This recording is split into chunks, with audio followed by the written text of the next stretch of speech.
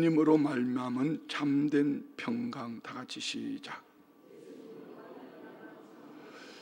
오늘 우리 성도님들 안에 예수님으로 말미암은, 예수님 안에서 참된 평강이 있습니까? 그럼 우리 옆에 분에게 한번 샬롬 인사를 한 분에게만 하는데, 한번 다시 시작.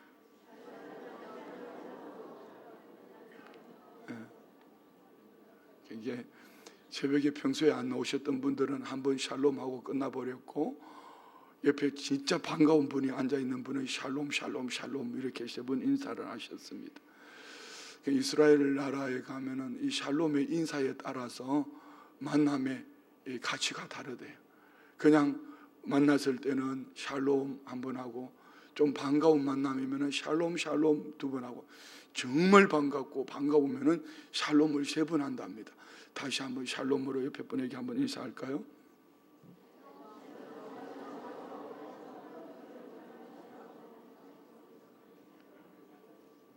한 번 받은 분은, 한 번 하신 분은 그냥 마지못해서 만난 거예요.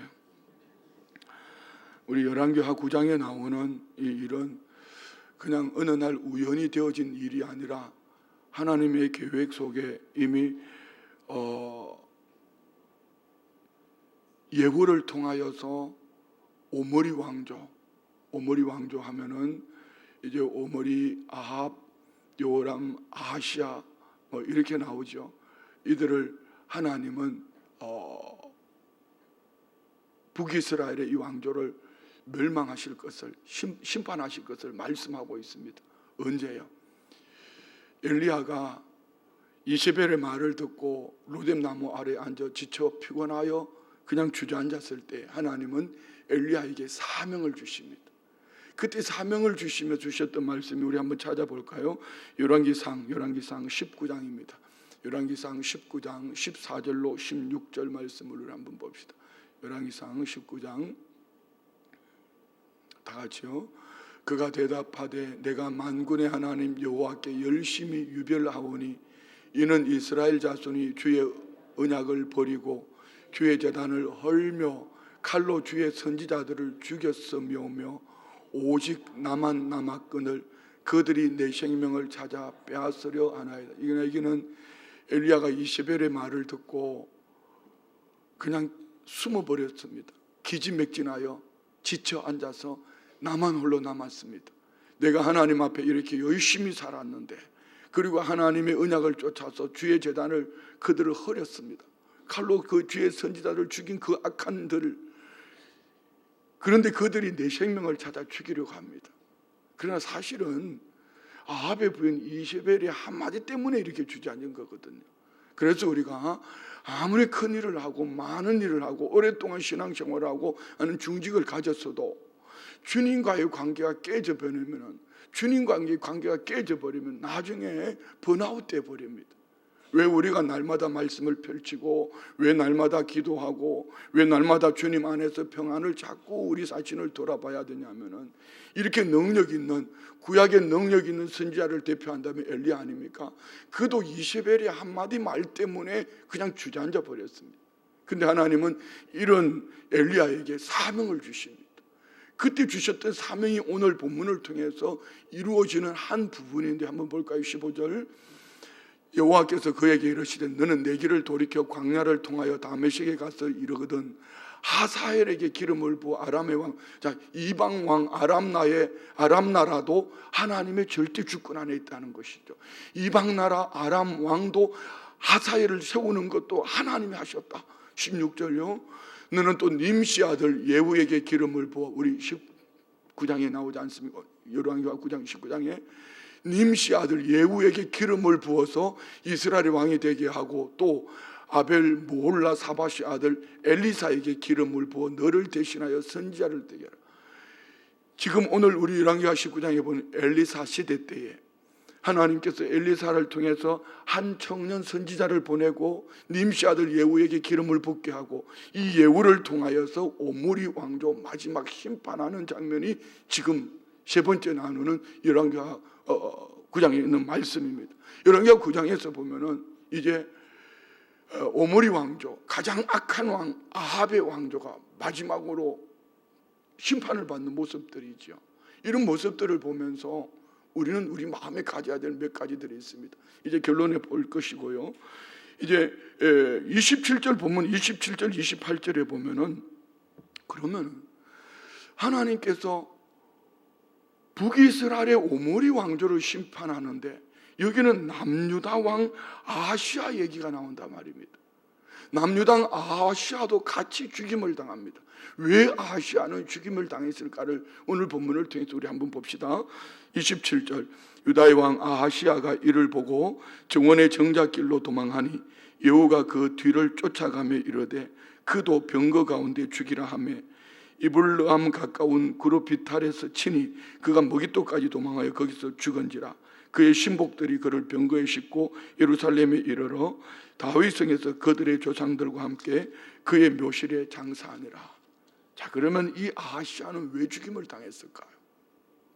그의 선조 여호사밧 왕 때에 여호사밧 왕이 아합의 딸 아달리아를 그의 아들 요람과 함께 동맹 결혼을 시킨 겁니다. 우리가 알고 있기는 여호사밧 왕은 하나님 앞에서 선한 왕으로 그렇게 알고 있습니다. 그렇지만 그는 하나님 우선 중심으로 사는 것처럼 보여졌지만 인간관계를 돈독하기 위하여서 했던 그 일로 말미암아서 오늘 이 아하시아는 그의 혈통으로서 이제 요람은 아하시아에게 어떻게 보면 요람은 아달랴의 남매니까요. 외삼촌이죠. 외삼촌이 전쟁터에 나간다는 얘기도 같이 나갔습니다. 그런데 외삼촌이 전쟁터에서 부상을 입었다는 얘기를 듣고 찾아갔다가 그와 함께 있다가 그도 같이 심판을 당하는 겁니다. 여기서 우리가 중요한 것을 깨달을 것이 있습니다. 우리 신앙 여정 속에 옆집에 얘기합시다. 성령으로 충만합시다. 누구와 함께 하는 것은 참 중요합니다. 요람 왕은 오므리 왕조의 마지막 심판을 받는 왕이거든요. 그런데 그들이 심판받는 이유는 바알을 섬겼고 아세라를 섬겼기 때문에 하나님은 이미 예후를 통하여서 이들을 심판하실 것을 기획했지만 인간관계를 더 우선시했던 이들 때문에 여기 문제가 생겼습니다. 자, 우리 마태복음 22장으로 한번 가봅시다. 마태복음 22장입니다. 37절로 40절 말씀. 다 같이 시작. 예수께서 이르시되 내 마음을 다하고 목숨을 다하고 뜻을 다하여 주 너의 하나님을 사랑하라. 자, 마음을 다하고 뜻을 다하고 목숨을 다해서 하나님을 사랑하라.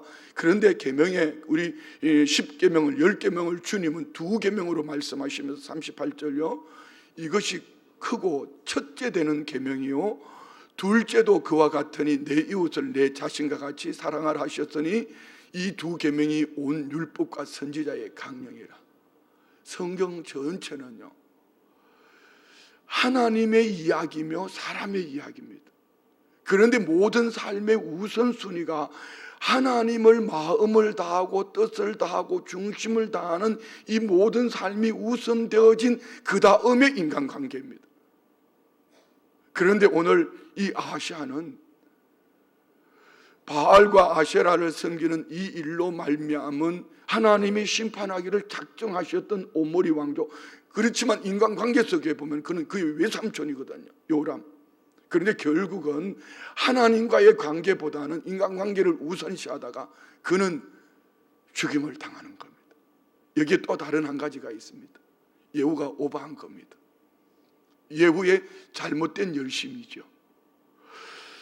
성경은 오므리 왕조를 심판할 것을 말씀하셨지 아합 왕. 자, 우리 남유다의 왕조와 북이스라엘의 왕조를 보면은요, 북이스라엘의 왕조는 계속 바뀝니다. 여로보암 왕조, 이렇게 계속 시므리 왕조, 오늘 오므리 왕조, 예후 왕조 이렇게 바뀝니다.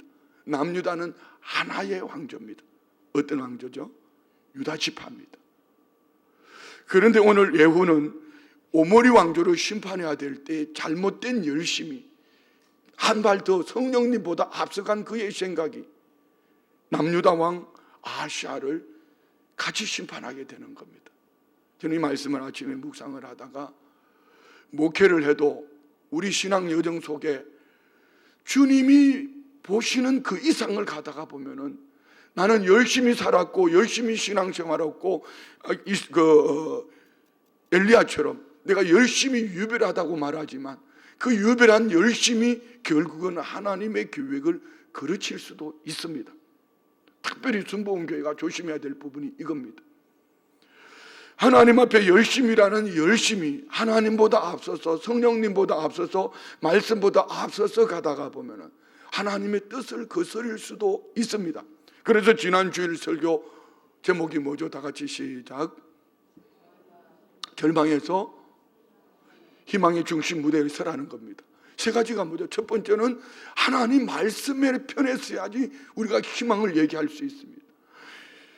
왜 그들이 바벨론 포로로 잡혀갔다고요?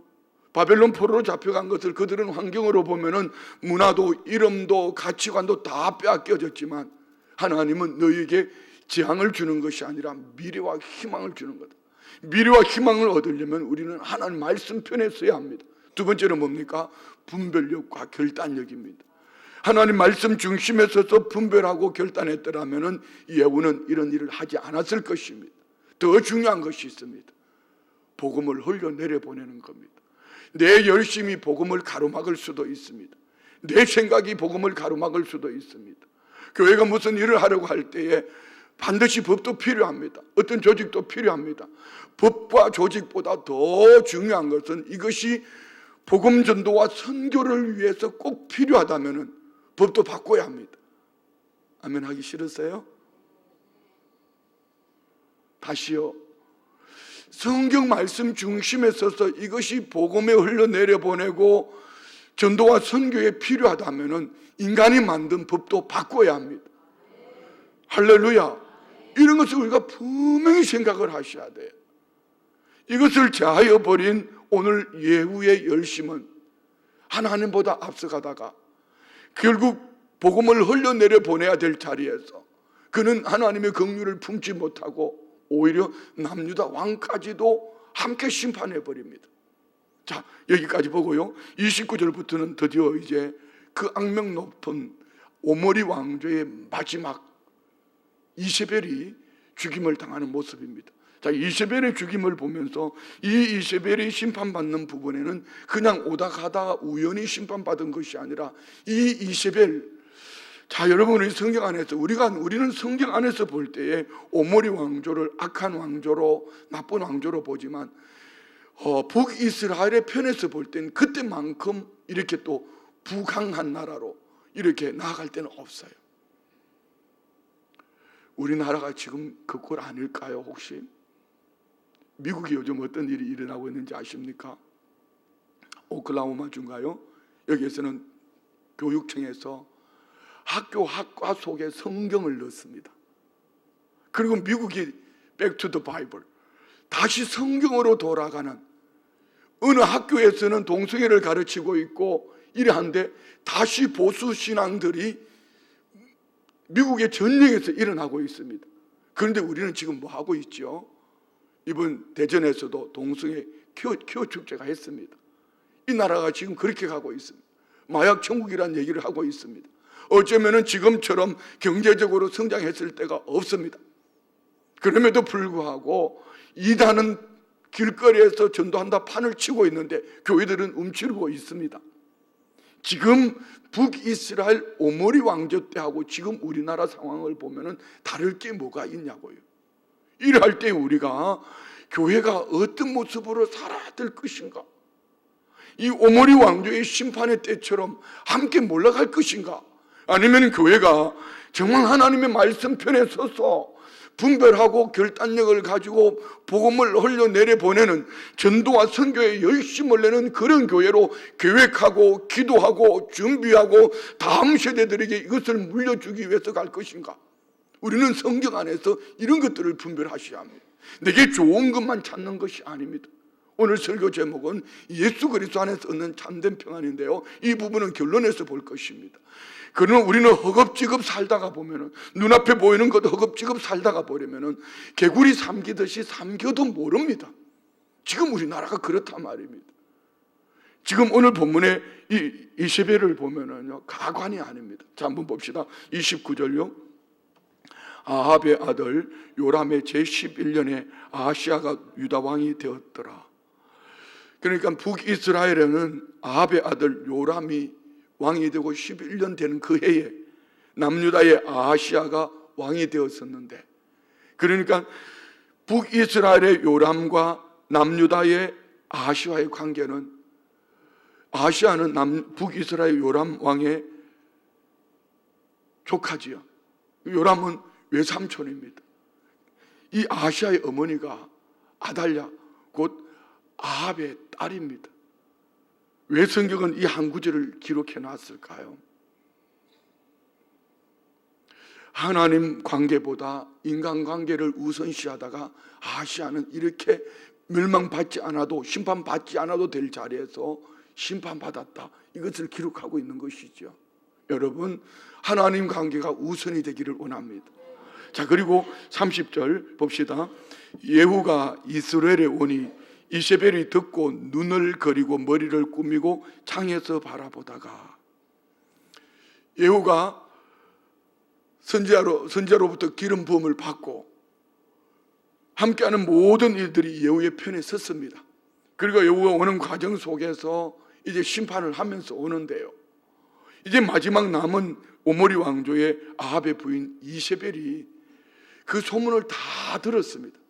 그럼에도 불구하고 이세벨이 지금 뭘 하고 있죠? 눈을 가리고 머리를 꾸미고 창에서 바라보다가, 이 말은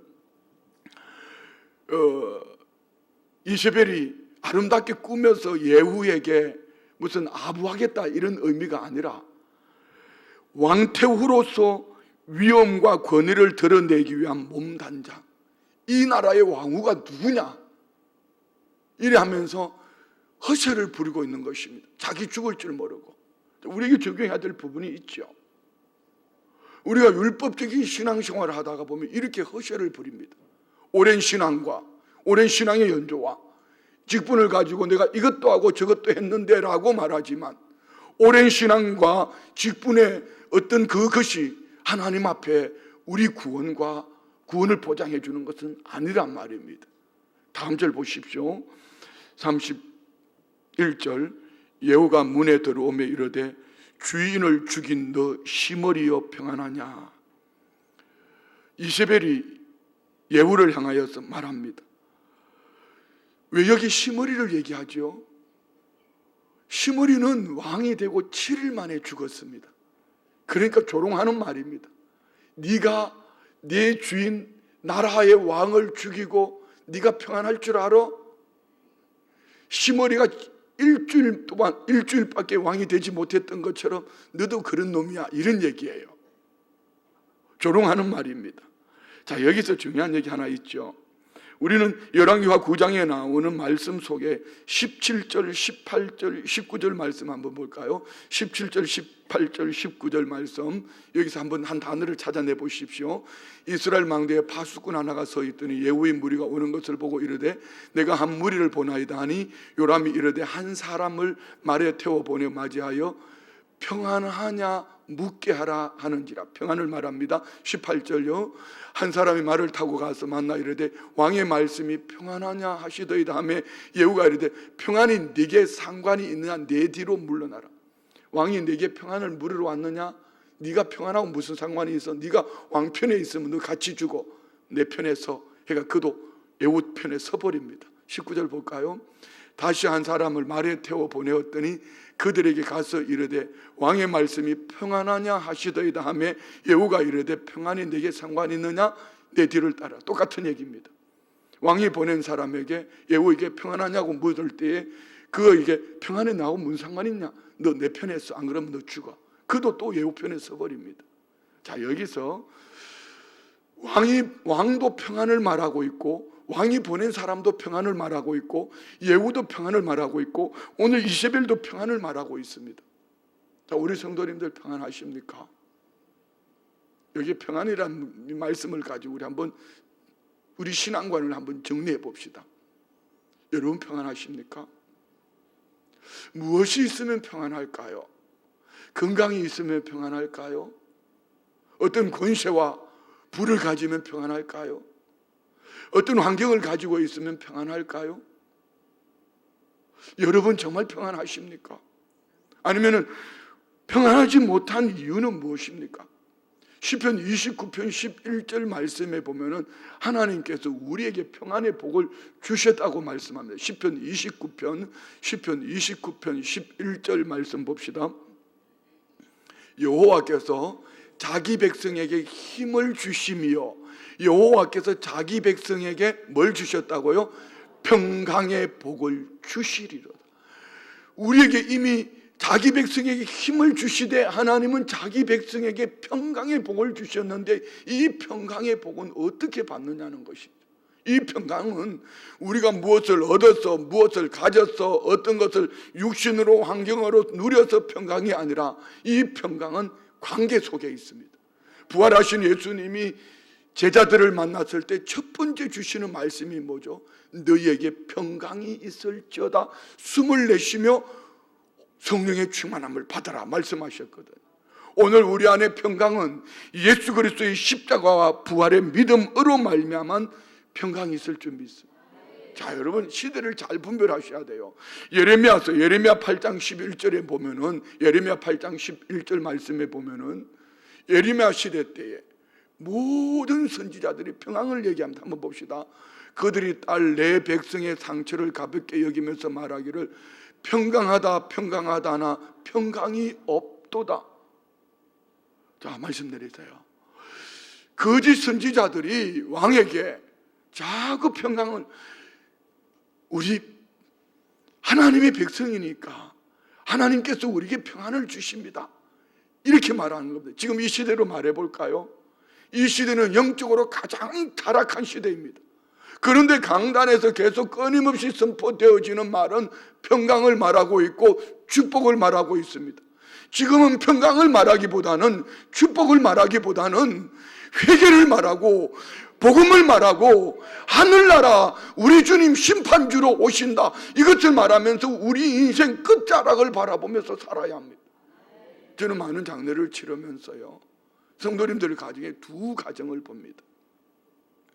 어떤 가정은 혼자 예수를 믿어도, 아직 가족들이 예수를 아무도 안 믿어도 이 한 분의 영향력으로 말미암아서 그 가정이 이제 앞으로 이 가정은 복음으로 세워지겠구나, 이렇게 보여지는 가정이 있는가 하면은, 어떤 가정에는가 하면 내가 왜 여기 와서 장례를 집례하고 있지 싶을 정도로 목을 조이면서 장례를 집례하지 못할 정도로 가로막고 있습니다. 왜 그랬을까요? 좋은 게 좋다고 지나가다가 보면은 사탄이 영적으로 덕실을 가정 안에 가득 채워 있음에도 불구하고 괜찮아, 형제 우애가 우선이 되고 그 삶의 환경이, 그 형편이 우선이 되는데요, 영적으로는 멸망입니다. 예레미야 시대 때에 많은 선지자들이 그 백성들을 향하여서 우리가 누구냐? 하나님의 백성이잖아. 곧 하나님이 바벨론 포로에서 돌려보낼 거야. 그리고 예레미야는 뭐라고 말합니까? 우리 70년 포로로 살아야 돼.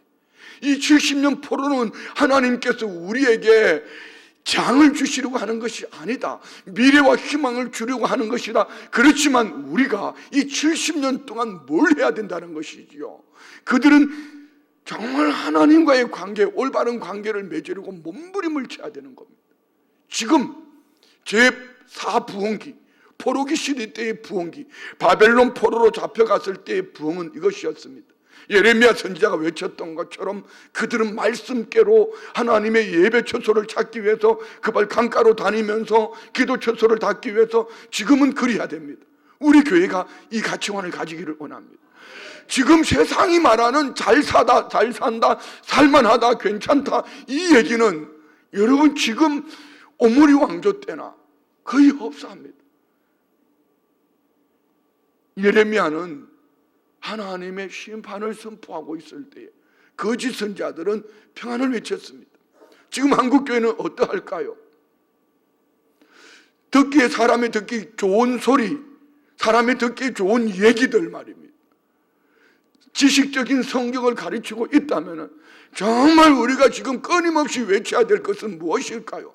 제4부흥, 예배를 회복하자, 기도를 회복하자, 하나님과의 관계를 회복하자. 이 관계가 회복되어지지 않으면 아무리 부요함을 가지고 있어도 우리는 정치권 얘기할 거 없어요. 이 사회 문화 얘기할 것도 없어요. 우리 교회의 중심이 과연 정말 주님 보실 때에 평강을 가지고 있느냐는 것이죠. 예수님이 예루살렘 성을 보고 우셨습니다. 우신 이유가 뭐죠? 그들이 바라볼 때 예루살렘 성은 정말 큰 성이고 든든한 성입니다. 그러나 예수님은 예루살렘이 무너질 것을 보시면서 우시는 것.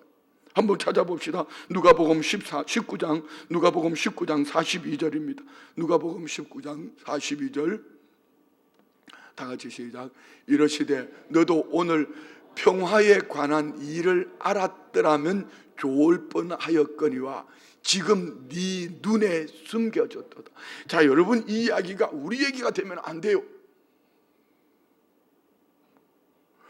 하나님은 우리에게 평안을 주시기를 원하는데 이 평안은 예수 그리스도로 말미암은 평안이어야 되는데, 예루살렘에 말하는 그들의 평안은 로마로부터 자유 얻는 것. 우리가 적용해 볼까요? 어떻게 하면 사업을 해 돈을 좀 더 많이 벌어볼까? 어떻게 하면 맨발 걷기라도 해서 좀 더 건강하게 오래 살아볼까? 좀 더 좋은 약을 먹어서라도 좀 더 살아볼까? 오래 살아볼까? 전부 땅의 가치관을 가지고 말합니다. 그런데 예수님은 다시 한번 말씀 올려주실래요? 우리가 한번 마음의 중심을 담고 한번 읽어봐요. 누가복음 19장 42절요. 너도 오늘 평화에 관한 일을 알았다면, 자, 나도 이 목사도 오늘 평화에 관한 일을 알았더라면 좋을 뻔하였거니와. 만약에 제가 이 평안을 예수님과의 관계가 아닌 다른 그 무엇, 교회 크게 짓고 성도님들의 환경에 축복받고 이것만 가지고 끊임없이 외친다면은, 그런데 지금 네 눈에 숨겨졌도다. 참 평안이 무엇인지 모르고 너 지금 목회하고 있어. 참 평안이 뭔지 모르고 너 지금 신앙생활하고 있어. 이거 아닙니까? 참 평안은 그러면 어디로부터 오는 것일까요? 로마서 5장 1절 말씀 봅시다. 로마서 5장 1절요. 그러므로 우리가 믿음으로 의롭다 하심을 받았으니 우리 주 예수 그리스도로 말미암아 하나님과 화평을. 예수님으로 말미암은 화평 외에는 영원할 수가 없습니다. 좀 더 오래 살아도, 좀 더 환경이 좋아도, 좀 더 건강해도, 건실을 가졌어도 영원하지 않습니다. 어느 날 이 모든 것들을 다 내려놓을 겁니다. 그래서 로마서 5장 숙제 5장 1절부터 11절까지 여러분 한번 쭉 읽어보십시오. 5장 11절 우리 한번 찾아봅시다. 로마서 5장 11절 다 같이 시작. 그뿐 아니라 이제 우리로 화목하게 하신 우리 주 예수 그리스도로 말미암아 하나님 안에서 또한 즐거워하느니라. 예수 그리스도로 말미암은 화목, 예수 그리스도로 말미암은 화평, 예수 그리스도로 말미암은 평강, 이거 외에는 어떤 것도 있을 수가 없습니다. 이것이 먼저 우선이 되어지는 건강이 축복이고, 이것이 먼저 우선이 되어지는 부요함이 권세가 축복이지, 예수 그리스도로 말미암은 하나님과 평강을 제하여 버린 참 평안은 없습니다. 이세벨이 지금 평안을 얘기했고요, 왕 요람 왕이 보내는 그 사람이 평안을 얘기했고요, 예후가 평안을 얘기하고 있지만 이들 안에는 관계, 사람 관계 속의 평안을 말했지 하나님과의 관계 속의 평안이 없기 때문에 이는 진정한 평안이 아닙니다. 그러면 예수님이 우리에게 이렇게 말씀을 선포하셨거든요. 요한복음 14장 27절 말씀해 보면은, 요한복음 14장 27절의 말씀해 보면은, 내가 세상을 이겼다 말씀하시면서 우리 주님이 너에게 평안을 준다 말씀만 봅시다. 평안을 너희에게 끼치노니 곧 나의 평안을 너희에게 주는. 자, 예수님의 평안은 무엇입니까? 어제 수요 예배 때 나누었지만 예수님은 게다시 같은 가장 연약한 모습으로 오셨습니다. 그리고 죽으시고 십자가에 죽으시고 사흘 만에 살아나셔서 천국을 우리에게 주신 줄 믿습니다. 그 예수님은 어떻게 십자가를 당당히 질 수 있으셨을까요? 그래서 우리는 겟세마네 동산에서 기도하시던 예수님, 땀방울이 핏방울이 되어 기도하기를 아버지여 나의 원대로 마옵시고 아버지의 뜻대로 이루어지기를 원합니다. 아버지와의 관계 속에 아버지의 뜻을 외치고 갈 때 그곳에서 진정한 평안을 얻게 될 줄 믿습니다. 다시 말씀 올려주세요. 이 말씀 한번 봅시다. 평안을 너희에게 끼치노니 곧 나의 평안을 너희에게 주노라. 내가 너희에게 주는 것은 세상이 주는 것 같지 아니하니. 세상에서 말하는 부요함은, 평안은 부유함과 건강과 장수와 권세와 이런 것을 말하지만 예수님이 주시는 평안은 세상과 같지 않다. 예수 그리스도의 십자가와 부활을 통하여 하나님과의 관계 속에서 진정한 평안을 얻게 될 줄 믿습니다. 그래서 뭐라고 말씀합니까? 너희는 마음에 근심하지도 말고 두려워하지도 말라. 할렐루야. 예수님과 우리가 올바른 관계만 맺고 있다면 하나님은 우리의 아버지가 되는 줄 믿습니다. 자, 우리 한번 찾아봅시다. 로마서 8장 15절부터 예수 그리스도 안에 있으면 우리 영적 신분은 어떻게 바뀌어졌나? 로마서 8장 15절부터 17절까지요. 너희는 다시 무서워하는 종의 영을 받지 아니하고 양자의 영을 받았으므로 우리가 아빠 아버지라 부르짖느니라. 성령으로 말미암아 우리는 예수 그리스도 안에서 하나님을 아버지라 부르짖는, 아버지라 부르짖는 우리를 성경은 뭐라고 말하나 봅시다. 16절 성령이 친히 우리의 영과 더불어 우리가 하나님의 자녀인 것을 증언. 성령은 우리가 아빠 아버지라 부르짖는 이 말씀 속에는 우리와 하나님과의 관계는 우리가 하나님의 자녀라는 것입니다. 이것을 17절 자녀이면 또한 상속자 곧 하나님의 상속자예요. 하나님 나라 기업을 이어받을 자라는 것입니다. 그리스도와 함께한 상속자니 우리가 그와 함께 영광을 받기 위하여 고난도 함께 받아야 할 것이라. 자, 여러분, 예수 그리스도 안에서 참 평안을 얻으면은 오늘 로마서 8장 15절로 17절의 이 말씀이 내 안에 진정 믿음으로 중심에 예수 그리스도로 말미암아 성령으로 하나님을 아빠 아버지라 부르짖는, 성령이 인쳐주신 보증해주신 우리가 하나님의 자녀 하늘나라 상속자라는 이 확신을 가지고 있으면 예수님이 마태복음 6장 25절부터 33절에 말씀하시는 이 말씀은 자연스럽게 살아냅니다. 자, 한번 봅시다. 마태복음 6장 25절부터 33절요. 다 같이. 그러므로 내가 너희에게 이르노니 목숨을 위하여 무엇을 먹을까 무엇을 마실까 몸을 위하여 무엇을 입을까 염려하지 말라. 목숨이 음식보다 중하지 아니하며 몸이 의복보다 중하지 아니하냐. 계속요. 공중의 새를 보라. 심지도 않고 거두지도 않고 창고에 모아들이지도 아니하되 너희 하늘 아버지께서 기르시나니 너희는 이것들보다 귀하지 아니하냐. 너희 중에 누가 염려함으로 그 귀를 한 자라도 더할 수 있겠느냐. 또 너희가 어찌 의복을 위하여 염려하느냐. 드레베카파가 어떻게 자라는가 생각하여 보라. 수고도 아니하고 길삼도 아니하느니라. 그러나 내가 너희에게 말하노니 솔로몬의 모든 영광으로 입은 것이 이 꽃 하나만 갖지 못하였느니라. 오늘 있다가 내일 아궁이에 던져지는 덜풀도 하나님이 이렇게 입히시고, 다 같이 크게 시작. 하물며 너희일까 보냐 믿음이 작은 자들아. 무슨 얘기죠? 우리가 하나님을 아빠 아버지라 부르짖는 예수 그리스도 안에서 참된 평강을 가지고 있으면, 하나님의 상속자라는 이 확신 믿음이 있으면 우리가 이 세상을 살아가는 날 동안 무엇을 먹을까 입을까 마실까 염려하지 아니하면 공중 나는 새도 드레페카파도 하나님이 먹이시고 입히신다면 하물며 너희일까 보냐. 하늘 아버지 천부께서 너희들 왜 힘들도록 내버려 놨을까. 그 속에도 하나님의 뜻이 있고, 병약함 그 속에도 하나님의 뜻이 있고, 때로는 이 약함을 통하여 하나님은 우리에게 뭘 주실까. 하나님 나라 상속자로서 하늘나라 기업을 주시기 위하여 때로는 가난하게도 때로는 약하게도 때로는 병들게도 하지만 그 일로 말미암아 예수 그리스도 안에서 참 평강을 얻는다면 이것이 진짜 복이라는 것이죠. 잘 들으셔야 돼요, 여러분. 오늘 이 말씀이 너무 중요한 거예요. 신앙생활을 그렇게 오래 했음에도 불구하고 막 기도 제목이 자녀 잘 되고 사업이 잘 되고 그 영혼 예수를 믿지 않는 것에 대해서는 한마디도 얘기하지 않으면서 늘 황제의 축복만 외치고 있다면 하늘나라 상속자라는 가치관이 어디에 있냐는 것이죠. 하나님을 아빠, 아버지라 부르셔야 될 이유가 어디에 있느냐는 것이죠. 예수 그리스도 안에서 참 평안을 얻을 때, 그리고 그 다음이 하나님의, 그리고 그 다음은 하나님이 때를 따라 도우십니다.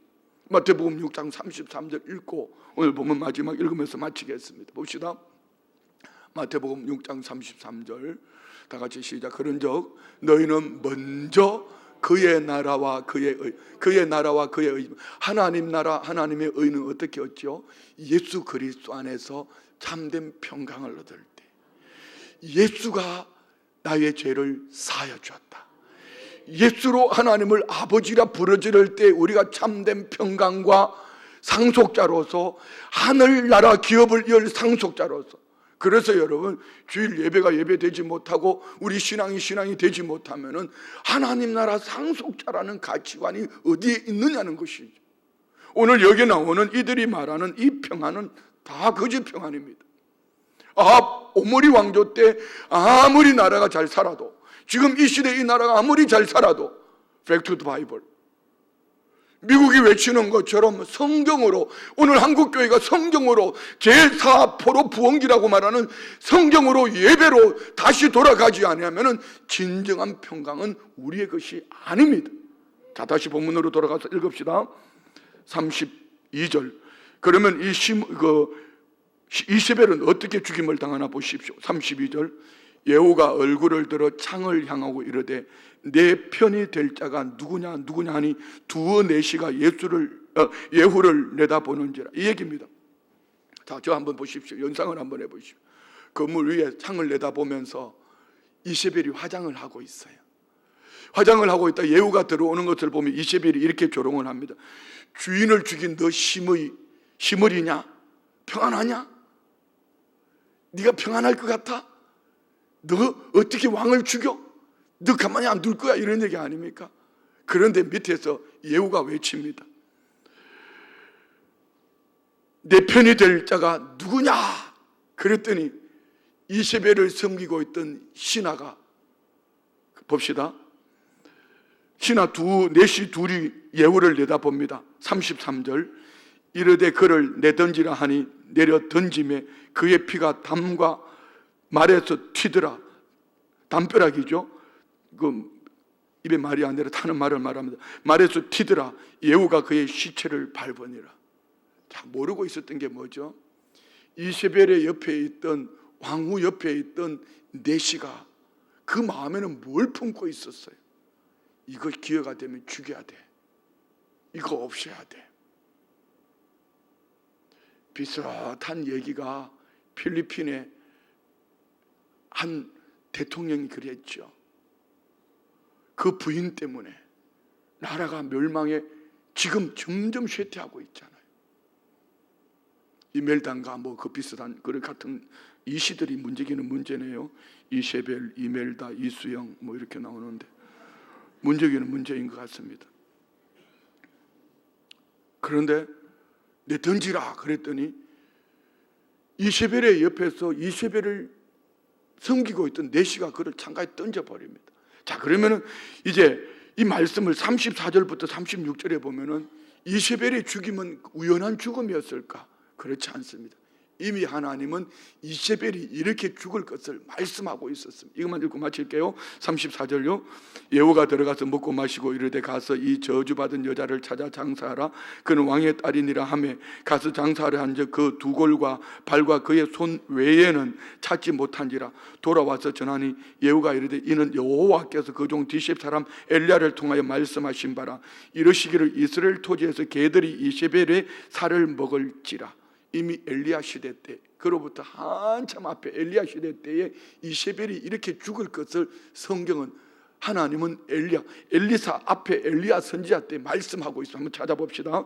열왕기상 21장 23절, 열왕기상 21장 23절, 열왕기상 21장 23절 다 같이요. 시작. 이세벨에게 대하여도 여호와께서 말씀하여 이르시되 개들이 이스라엘 성읍 곁에서 이세벨을 먹을지라. 자, 말씀 마칩니다. 오늘 이 말씀을 보면서 우리가 몇 가지 마음에 담아야 합니다. 내 신앙의 모든 삶의 우선순위는 아무리 사람이 좋아도, 아무리 친구가 좋아도 먼저 하나님과의 관계가 우선순위가 돼야 된다는 거예요. 두 번째, 내 인생 여정의 참 평안은 예수 없이는 얻을 수 없다는 거. 그래서 우리는 교회가 많은 숫자가 늘리고 이런 차원을 넘어서 우리가 하늘나라 상속자로서 정말 믿음 안에서 올바른 가치관을 가지고 살아가려면 예배를 회복하셔야 합니다. 예수님 안에 있다는 것을 뭘로 증명할 수 있습니까? 예배 회복 아닙니까? 성경을 읽어야 합니다. 기도하셔야 합니다. 무엇으로 증명할 수 있습니까? 예배하지 않고 기도하지 않고 말씀 펼치지 않고 무엇으로 우리가 예수 그리스도로 참된 평강을 누리고 있다고 말할 수 있을까요? 세 번째, 역사의 주인은 하나님이시다. 아무리 사람이 이렇게 만들어가도 이제 내일 나눌 10장에 보면 예후의 마지막 죽음, 그는 하나님 말씀 편에 서서 분별하고 결단력을 가지고 열심히 살았지만 마지막 한 가지를 못하는 것 때문에 예후도 하나님 앞에 그렇게 심판을 당합니다. 자, 이걸 우리가 적용해 볼까요? 열심히 사역하고 많은 일들을 감당하고 하나님 앞에 섰는데 하나님이 너 잘못 살았어. 그 얘기가 예후의 삶입니다. 오늘 우리의 삶 속에 예수님이 주시는 참된 평안을 얻는 모두가 되시기를 주의 이름으로 축원드립니다. 기도합니다. 하나님 감사합니다. 긴 시간에 말씀을 통하여 주신 말씀 속에서 어쩌면 우리 신앙관 전부가 들어있는 말씀을 오늘 함께 나누었습니다.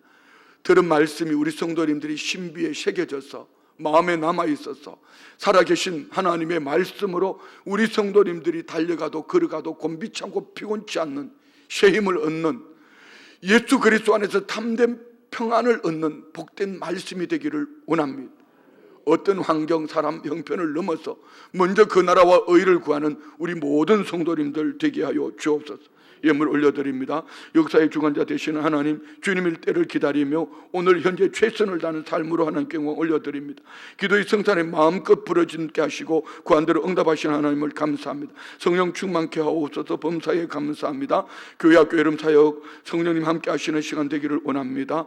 여성교회 교회 학교 여름 사역 예물 올려드립니다. 오늘도 성령님 내 기도를 들으실 것 감사합니다. 하나님 이재범 공무시험 합격하게 하옵소서. 여름 성경학교 감사 예물 범사에 감사합니다. 모든 것이 다 하나님의 은혜에 감사합니다. 하나님 감사합니다. 다음 세대들이 여름 사역을 은혜롭게 마칠 수 있도록 신방 감사 예물 범사에 감사합니다. 교회 보수 예물 성전 보수원금 드립니다. 범사에 감사합니다. 목자 되어 가정과 만나지는 이들 살려내는 복된 믿음의 삶을 살게 하옵소서. 올려드린 예물과 기도 제목 중심 보시고 예비하신 그 축복의 지름길에 참여하는 하늘 기업 열 상속자로 조금도 부족함이 없도록 예수 그리스도 안에서 참된 평강을 누리게 하여 주옵소서. 예수님의 이름으로 축복하며 기도드리옵나이다. 아멘.